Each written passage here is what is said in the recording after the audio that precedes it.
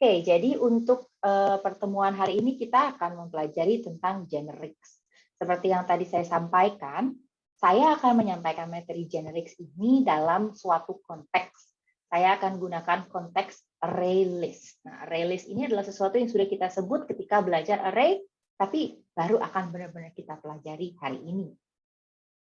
Kita ingat-ingat ya, kita di awal semester dulu kita sudah belajar tentang array. Di sini saya kasih contoh array satu dimensi ya. Dan di sini saya punya nilai UTS yang panjangnya 5, isinya double ya. Saya punya array, isinya double, panjangnya 5 tempat. Nah, kalau tiba-tiba saya perlu buat nyimpen kelas DDP 2B, nah cukup ya, saya cuma punya 5 slot, tapi saya butuh 76. Dan ini adalah kendala yang paling besar yang ada di array. Bahwa saya nggak bisa nambah dan nggak bisa mengurangi panjang array saya. Kalau mengurangi sih less of a problem ya, karena kan ya udah nggak usah diisi semua. Tapi kalau lebih, saya udah nih nggak ada solusi lain kecuali saya mengcopy array ke array lain. Saya inisialisasi array baru, lalu array lamanya saya copy nilai-nilainya ke array baru, lalu saya isi sisanya yang lebih panjang tersebut. Kemudian yang lamanya, yang nilai UTS yang lama bisa saya assign sama dengan 0 ya, karena saya udah nggak butuh memori tersebut lagi. Nah, tetapi ya kalau saya mau berubah-berubah terus-terusan setiap tahun, susah nih. Setiap tahun kan berubah-berubah nih kelas saya. Jadi kelas DDP 2B-nya mungkin berubah lagi jumlah mahasiswanya. Jadi ini adalah solusi yang dapat digunakan tetapi mungkin kurang fleksibel. Nah, saya udah sempat sebut sebetulnya waktu kita belajar array bahwa ada benda yang namanya array list. Saya rasa Anda semua juga udah mulai mencoba karena di beberapa lab yang lalu juga sudah diizinkan oleh ASUS untuk merubah menjadi array list. Walaupun tidak wajib ya. Nah, si array list ini ya sesuai namanya, bedanya dengan array adalah dia bisa saya gunakan untuk menyimpan unlimited number of objects. Jadi saya ubah berapa yang saya butuh secara dinamis, saya butuhnya tuh berapa, saya bisa mengubah-ubah panjang array list saya. Yang penting dia akan menyimpan koleksi objek secara contiguous. Contiguous kayak baca gimana sih? Yang pintar bahasa Inggris. Jadi si collection of object ini akan disimpan secara berderet, secara contiguously, dan saya bisa adjust. Kapasitasnya perlu 5 kah, perlu 75 kah, perlu 1000 kah, itu bisa saya ubah segitu saya. Itu makanya bisa dikatakan array list itu adalah array yang size-nya dynamic. Jadi size-nya itu bisa diubah-ubah atau tidak. Kita lihat sintaksnya ya, yaitu sintaksnya array list kurung siku ya. Nanti kita akan bahas itu. Namanya apa? New array list T. Seandainya Anda mencoba untuk melakukan mengeksekusi potongan kode yang saya tunjukkan di atas, saya yakin Anda akan menemukan compile error karena Anda akan perlu melakukan import kelasnya terlebih dahulu. Jadi library-nya harus diimport dulu. Lalu barulah kita bisa melakukan inisialisasi array list. Nah, array list ini seperti biasa Anda silahkan memeriksa di dokumentasi Java-nya. Ini ada semua ada semua method yang mungkin Anda butuhkan untuk melakukan manipulasi array list. Mungkin Anda perlu mengakses elemen tertentu, mungkin Anda perlu modifikasi, mungkin perlu remove, dan bahkan remove-nya nggak harus dari ujung, tapi bisa juga dari posisi tertentu. Hati-hati karena ininya ya berubah-berubah ya, panjangnya kadang-kadang panjangnya 5, kadang-kadang panjangnya 7, maka ketika Anda melakukan akses Anda perlu hati-hati untuk index out of bound exception, karena bisa aja yang tadinya 2 ini enggak out of bound karena saya sudah manipulasi array list, ya dia tiba-tiba sekarang sudah index out of bound. Sini ada rangkuman apa sih perbedaannya array dan array list. Nah, panjangnya bedanya array dan array list ini ada beberapa perbandingan yang bisa dibandingkan untuk creating, deklarasinya, updating element, dan seterusnya. Kita akan coba ya.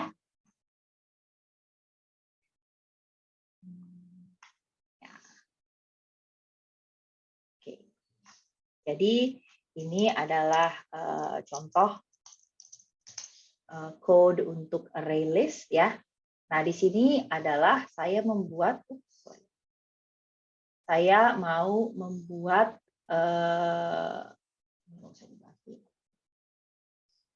saya akan membuat suatu array list, isinya string, saya katakan ya, lalu saya ingin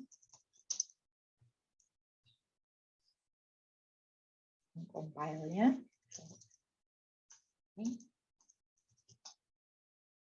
Oke, udah saya betulin tadi ya. Nah, nggak masalah. Nah, sekarang saya tuh bisa manipulasi loh sesuka hati saya. Misalkan ini kita mau taruh anak-anak kelas DDP 2B ya. Coba saya sambil lihat participant list ya. Saya takut nggak inget nih. Random ya, saya tahu ternyata di kelas saya nih ada yang namanya Undisha. Oke, lalu ada yang namanya Aji nih, ada Aji, lalu ada Aida. Lalu ada nah tunggu ya, Aida nanti ya belakangan ini bawah ya. Nah, saya menemukan ada yang namanya ini ya, ada yang namanya mirip ya. Jadi misalkan ada yang namanya Muhammad siapa dan Muhammad siapa gitu ya. Lalu karena saya nggak tahu, saya punya namanya Muhammad di sini. Lalu saya punya Muhammad di sini ya. Nah, saya akan coba cetak.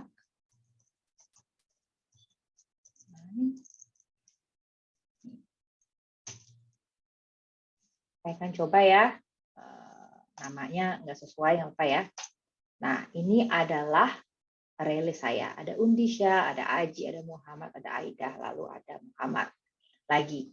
Loh, saya tadi yang saya print line kan ini array list-nya ya. Ini yang saya kirimkan ke print line ini adalah names, yaitu itu array list-nya. Ternyata saya bisa ya, nggak perlu saya loop ya. Biasanya kalau misalnya kita punya array, biasanya saya loop ya. Loop dari indeks 0 sampai indeks berapa, saya cetak satu persatu objeknya saya cetak. Karena si array list ini dia sudah mempunyai method toString. Jadi karena dia sudah punya method toString, jadi si array list ini bisa langsung saya cetak. Saya coba ya iseng, saya mau remove ya, apa aja sih method yang mungkin bisa kita gunakan. Nah, list of methods. Oh, ada clear, jangan dulu deh ya. Lalu ada add all, dari tempat lain add all. Ini ada add di indeks tertentu misalnya. Lalu saya ingin menambahkan names, add indeksnya dulu ya. Saya mau menambahkan di indeks 2 misalnya. Saya mau menambahkan Rahma, gitu ya. Kita akan lihat perubahan yang terjadi. Saya cetak sebelum saya tambahkan di elemen di indeks tertentu, dan setelahnya kita coba lihat. Compile, saya jalankan. Nah, lihat. Saya tadi punya Undisha, Aji, Muhammad, Aidah, Muhammad. Lalu karena si Rahma saya taruh di indeks 2, maka Rahmanya nyelip langsung. Secara otomatis saya nggak perlu geser-geser secara manual indeksnya, Rahmanya nyelip di indeks. Kalau saya setelah itu ingin melakukan names get ya, kalau nggak salah get ya metodenya ya, takut salah saya coba cek get ya di indeks tertentu. Saya coba lihat deh yang di indeks 2 tuh Rahma kan ya, indeks 5 siapa, lalu coba deh kalau nanti deh 25 dulu ya, kita coba. Nah, itu saya dapat indeks 2 tuh isinya Rahma, dan di indeks 5 ya. 5 itu tadi ada Muhammad. Gimana kalau saya iseng tiba-tiba indeks 10? Coba. Compile-nya nggak masalah ya, karena dia adalah suatu exception yang sifatnya unchecked. Jangan lupa kalau unchecked itu artinya nggak dicek oleh compiler. Sehingga ketika saya mau mengakses di indeks 10, nggak ada pada indeks 10 ya. Kita coba jalankan, nah, dia akan keluar runtime exception, index out of bounds. Kita juga bisa melakukan remove ya.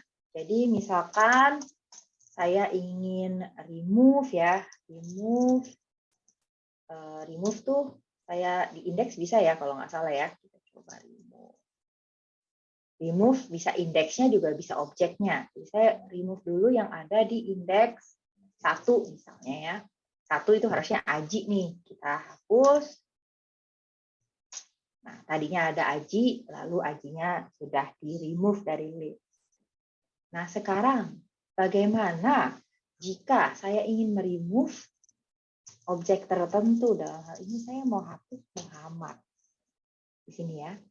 Muhammad saya ada 2 loh, ya kan? Jadi yang akan terhapus adalah Muhammad yang pertama ditemui. Karena ada 2 ya di indeks 1, 2, 3, 4 ya, ada di indeks 2 dan 4 yang akan dihilangkan ketika saya panggil remove adalah yang pertama ditemui. Kalau saya ingin menghilangkan semuanya, bisa pakai remove all nggak ya? Saya harus kirim argumennya collection ya kalau kayak gitu ya. Oke.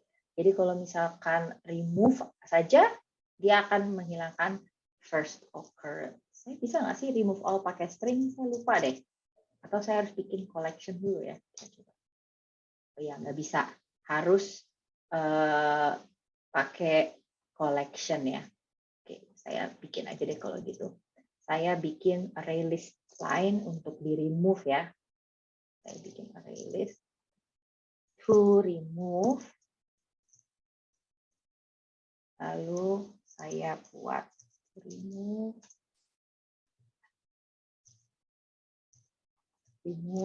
Muhammad. Lalu saya menghapus dari names semua yang ada di to remove. Kita coba compile dan jalankan.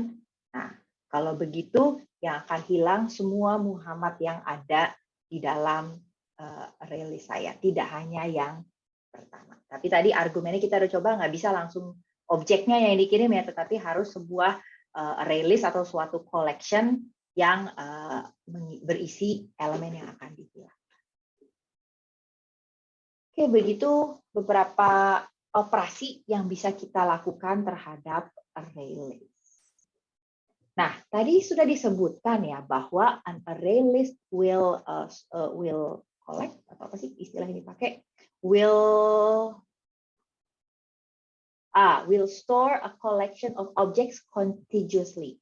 Note bahwa yang disebutkan di sini adalah objek. Dia akan menyimpan objek, dan ini penting distinguish-nya karena dulu ketika kita ngisi ke dalam suatu array, kita bisa naruh objek, bisa sih, tapi kita juga bisa menaruh integer yang primitif. Saya bisa menaruh double yang primitif. Note bahwa di Java memang ada 2 jenis data ya, ada yang primitive type dan juga ada yang not primitive type atau objek. Karena array list itu akan harus di-store dengan objek, maka kita nggak bisa mengisi primitive type ke situ. Saya nggak bisa taruh integer simple di dalamnya, melainkan saya harus menyimpan menggunakan wrapper class kita. Ingat ya, kita udah belajar wrapper class, jadi instead of saya nyimpan suatu int gitu, saya harus menyimpan suatu, long ya, long itu korespondensinya dengan objek integer, i-nya besar. Nah kalau gitu, gimana dong Bu, seandainya saya ingin melakukan, ini deh ya, saya bikin baru deh, unboxing gitu ya. Gitu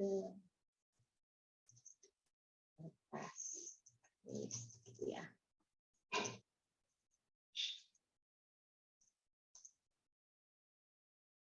Oke, bagaimana seandainya saya ingin menyimpan integer? Saya ingin menyimpan suatu array list yang isinya numbers, yang isinya integer. Berarti saya harus bikin objek integer dulu, Pak, Bu? Enggak sih, saya bisa kok mengirim number add, langsung menyimpan bilangan 2. Bisa langsung saya tulis bilangan 5 dan seterusnya.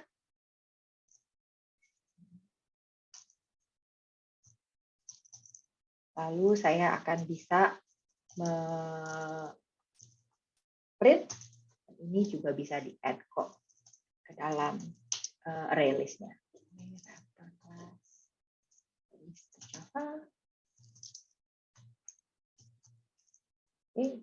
Tuh, dia tetap bisa ya. Padahal tadi kita sudah katakan, si ArrayList harus menyimpan objek. Tapi yang saya kirim di sini kan primitive integer ya.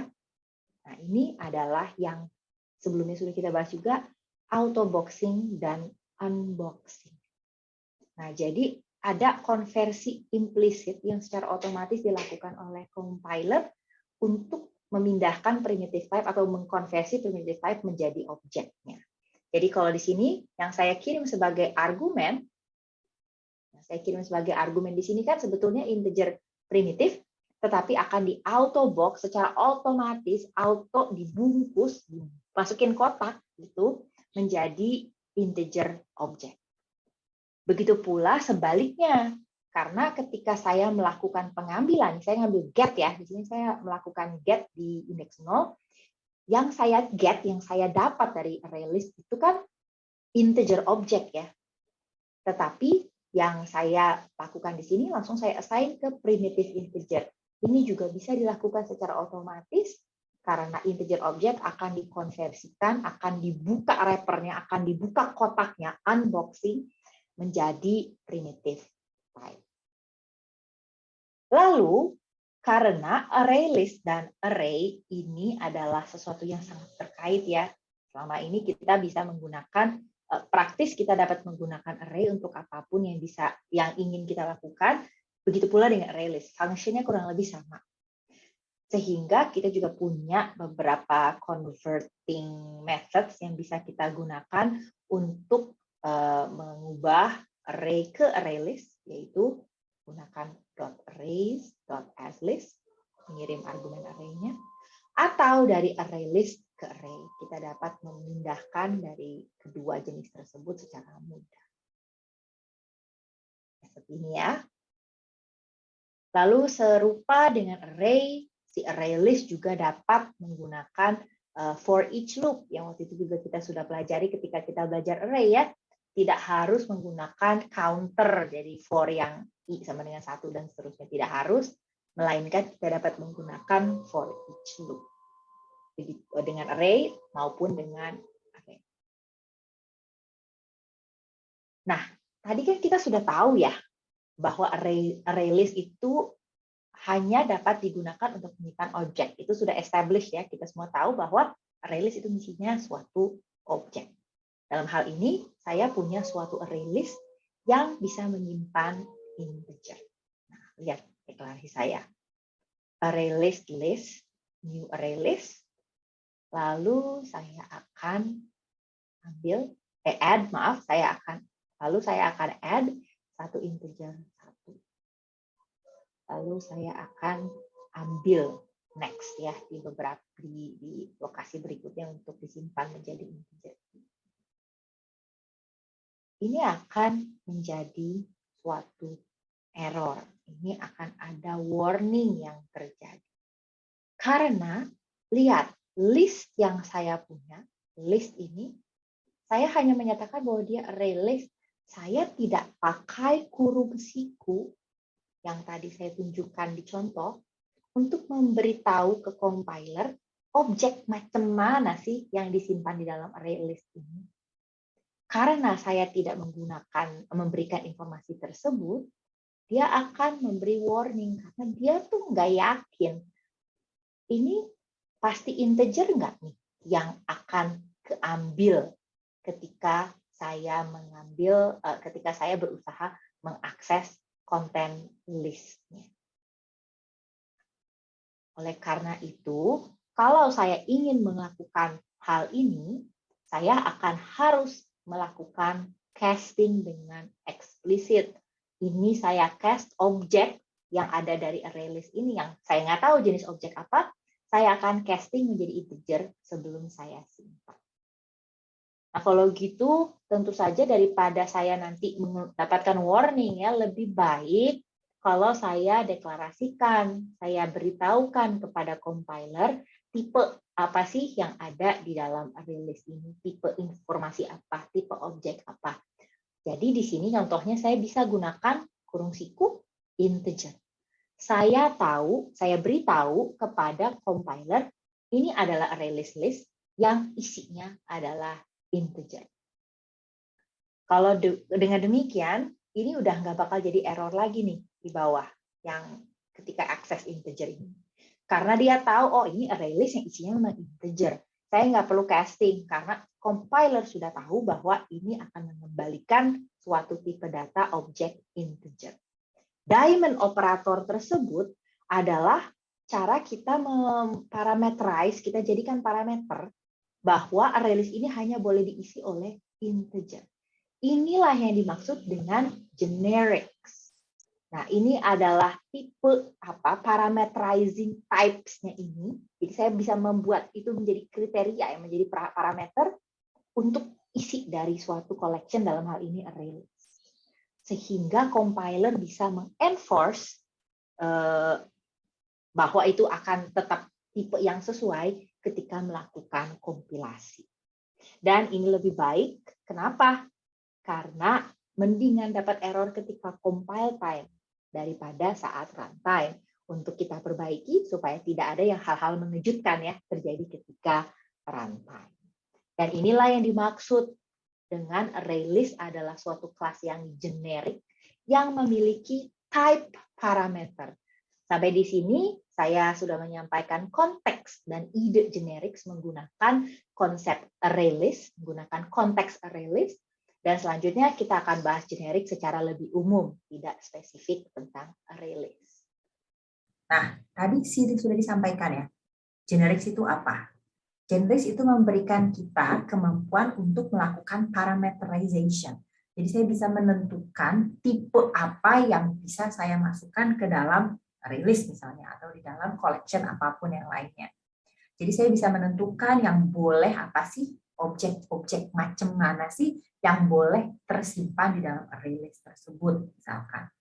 Tipe ini akan dicek. Nah, ini sehingga kita memberikan kayak kriteria tambahan, parameter tambahan yang dicek oleh compiler. Dan ini kenapa generik, karena kita bisa memparameterize type-nya itu secara segenerik mungkin juga bisa, kita akan bahas nanti ya. Dan nantinya akan diganti dengan tipe yang konkretnya oleh compiler. Jadi kalau ada yang incompatible, maka compiler akan menangkapnya terlebih dahulu. Sebelum kita running ya, lebih baik kita temuin errornya ketika compiling daripada waktu kita running. Dan dengan adanya konsep generics ini, kita dapat mendefinisikan method maupun kelas dengan tipe generics. Coba Anda bayangkan, saya membuat method untuk nge-print elemen array list of integers. Kemudian saya juga ingin nge-print elemen of string secara vertikal. Kenapa saya bilang vertikal? Karena tadi kita udah lihat ya, kalau array list di print apa adanya, dia juga udah punya itu string, jadi dia akan nge-print tetapi secara horizontal. Jadi saya mau cetak array list of integer, saya mau cetak array list of string, dan array list of double. Saya bisa ya membuat method seperti ini, atau potongan code.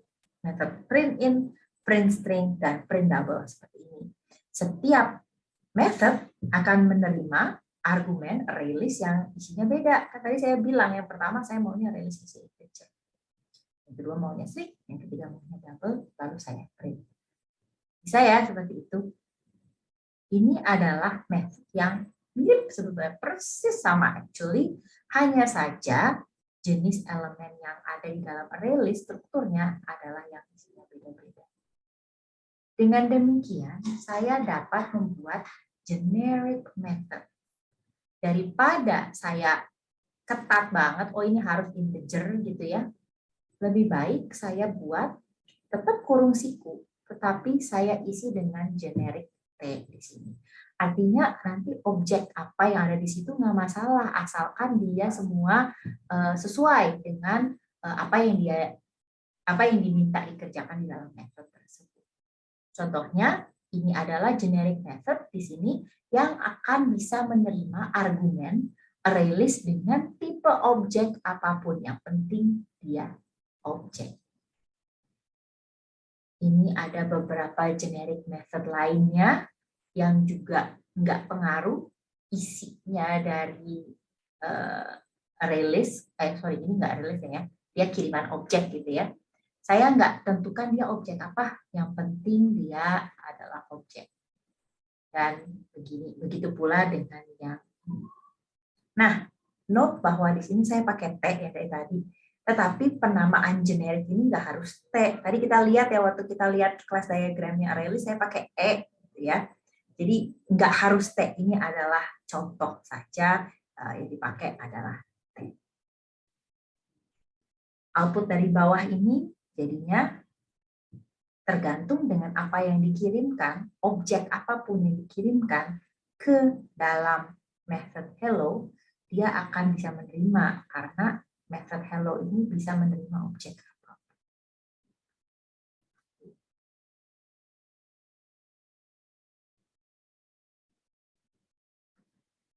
Ini adalah contoh generic method lainnya yang menggunakan huruf E ya, kayak tadi saya bilang nggak harus T sebetulnya. Ini juga digunakan untuk mencetak array dengan data type manapun. Ini adalah generic methods. Bagaimana dengan generic classes? Tadi kan udah ya, digunakan untuk konteks. Generic classes adalah kelas-kelas macam array list, di mana kita punya kemampuan untuk membuat parameterizing types. Saya dapat menentukan tipe objek apa yang boleh diisi ke dalam. Kita tadi udah lihat bahwa array list bisa kita lakukan.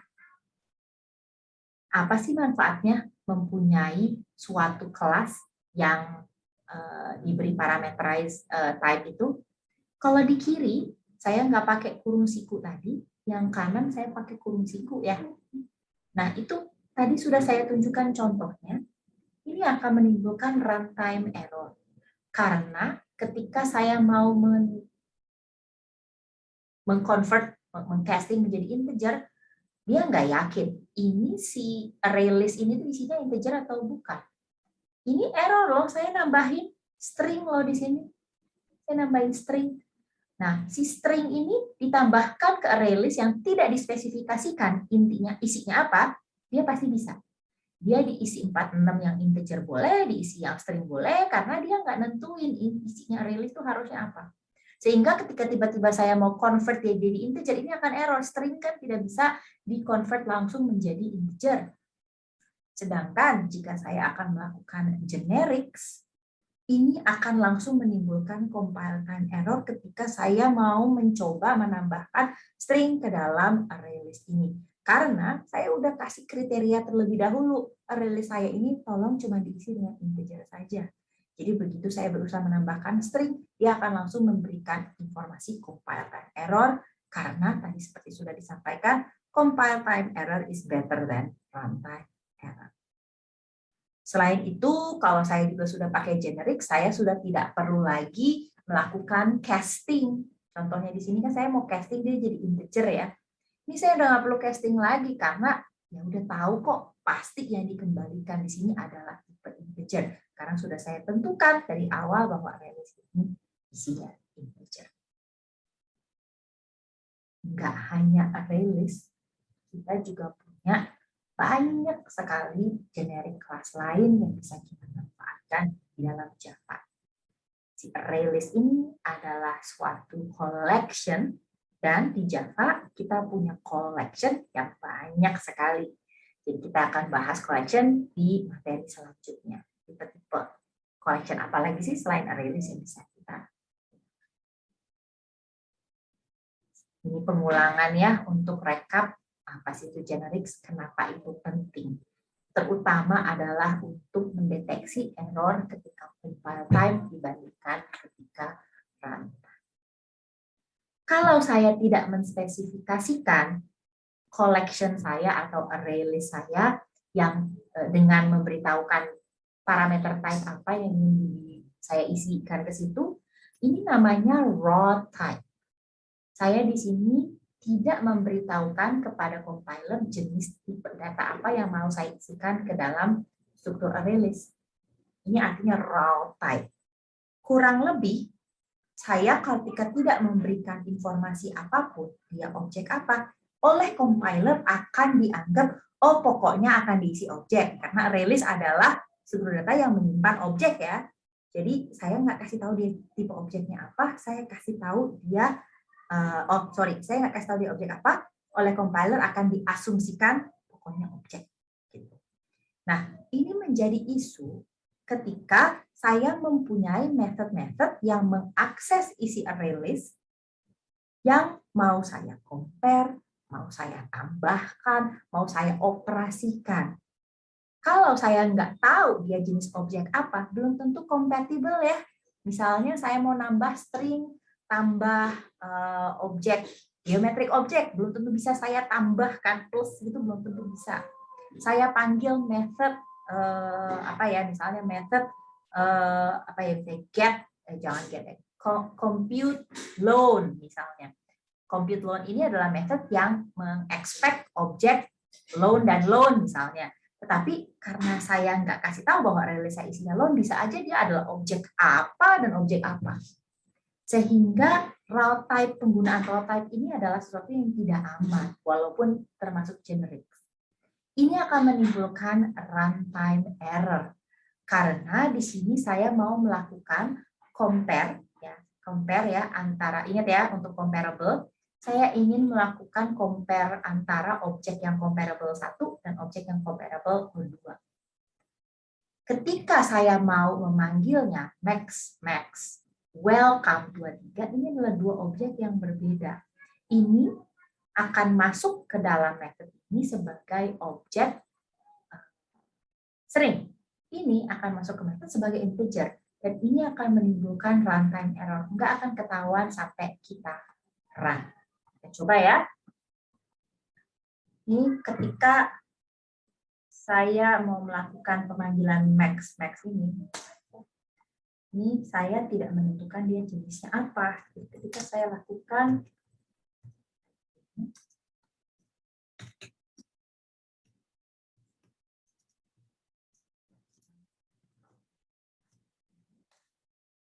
dia akan mengeluarkan exception. Compile-nya sih nggak apa-apa. Nah, tapi dia sebenarnya udah ngasih tahu nih, unchecked or unsafe operation, karena tidak saya kasih tahu apa sih yang dikirim ke dalam method ini. Tidak saya berikan informasi generik. Nah, dia bilang, Java lang integer cannot be cast to Java lang string. Jadi karena yang pertama masuk ke dalam method ini adalah string, dia menganggap bahwa comparable O1 ini adalah tipe data string, tipe data object string.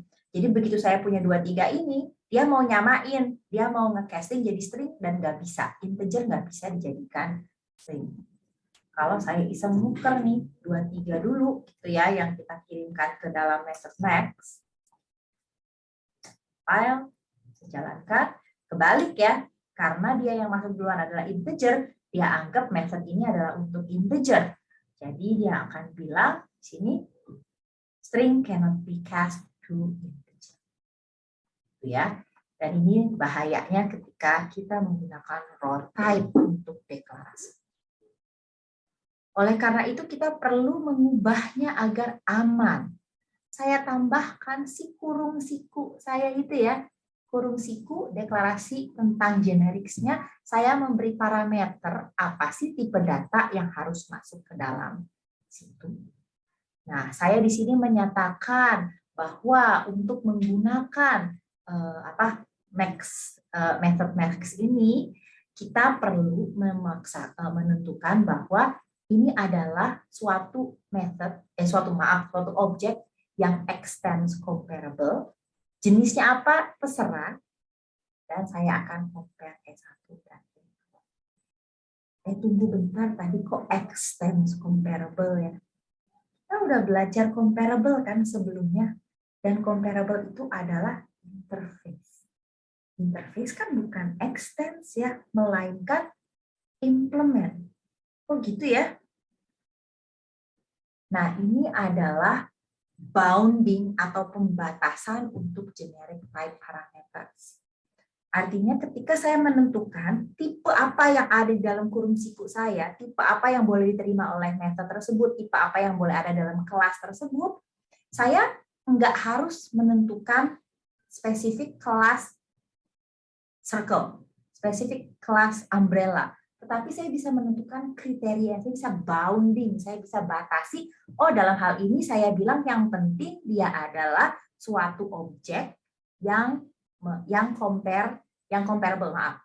Suatu objek E yang melakukan extend atau implements comparable. Itu adalah upaya saya untuk itu adalah upaya saya untuk memparameterisasikan method max. Di situ saya tentukan pokoknya dia harus extend comparable.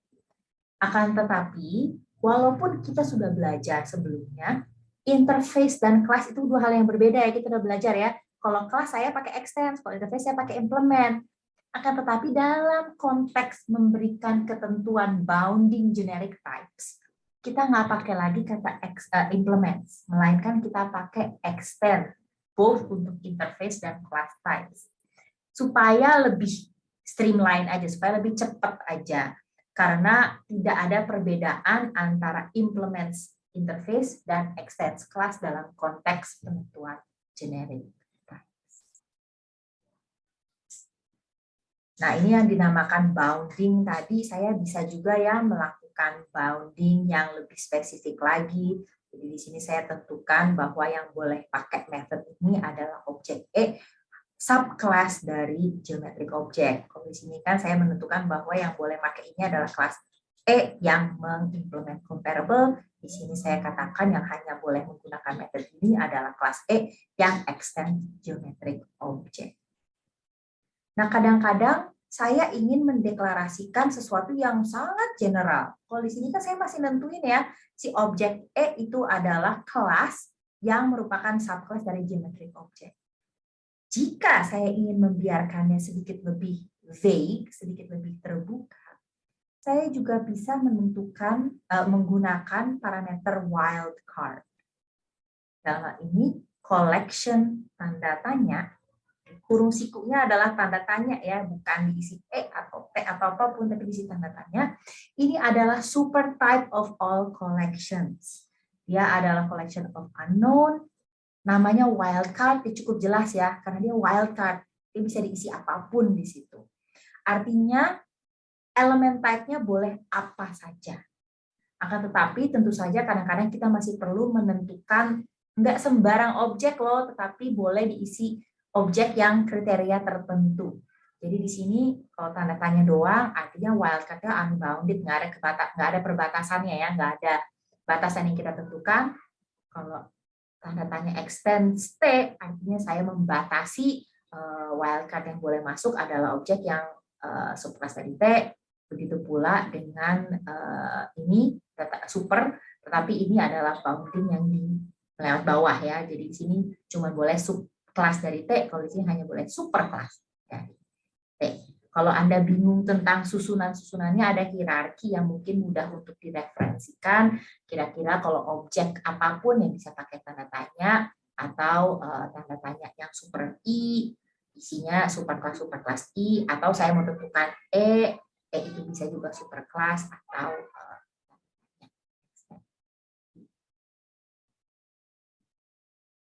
karena ada penentuan parameter seperti ini, tetapi kadang-kadang saya belum menentukan tipe data apa yang akan masuk ke dalam method maupun kelasnya. Generics mengemploy sesuatu yang dinamakan erasure. Ini maksudnya type erasure. Artinya ketika compile, dia menghapus informasi tipe data yang ada di situ. Sehingga ketika kita runtime, dia tuh sebenarnya nggak tahu ini data apa sih yang bakal masuk ke situ. Nah, oleh karena itu kita bisa memastikan bahwa generic code kita itu backward compatible, tadi sudah sempat dibahas, dengan raw type. Tentu saja yang paling benar adalah menentukan ya apa sih isinya dari method saya, apa sih yang akan diterima oleh method saya, dan apa sih yang akan bisa disimpan di dalam data structure saya menggunakan kurung siku tadi yang bisa saya parameterisasikan, bisa saya bikin aturannya lah gitu, bahwa yang boleh masuk ke sini tipe data yang semacam. Mohon jangan salah konsep bahwa walaupun array list kayak tadi itu bisa diisi dengan jenis tipe data yang berbeda-beda, ini memang array list dengan type yang berbeda, tetapi kelas array list itu hanya satu, objek array list itu hanya satu.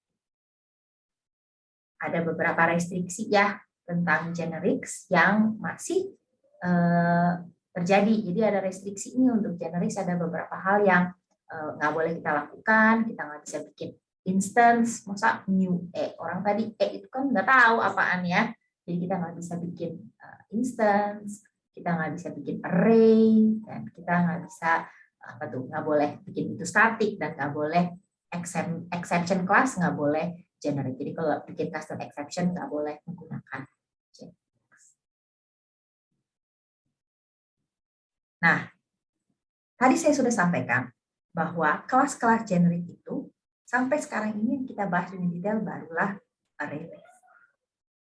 Tapi nggak cuma array list ya, banyak sekali generic class yang bisa kita gunakan. Contohnya adalah collections yang banyak ini. Ini adalah hierarki dari collection-collection yang mungkin bermanfaat untuk kita, tidak hanya array list, tetapi ada stack, ada queue, dan lain sebagainya yang akan kita cover di materi collection.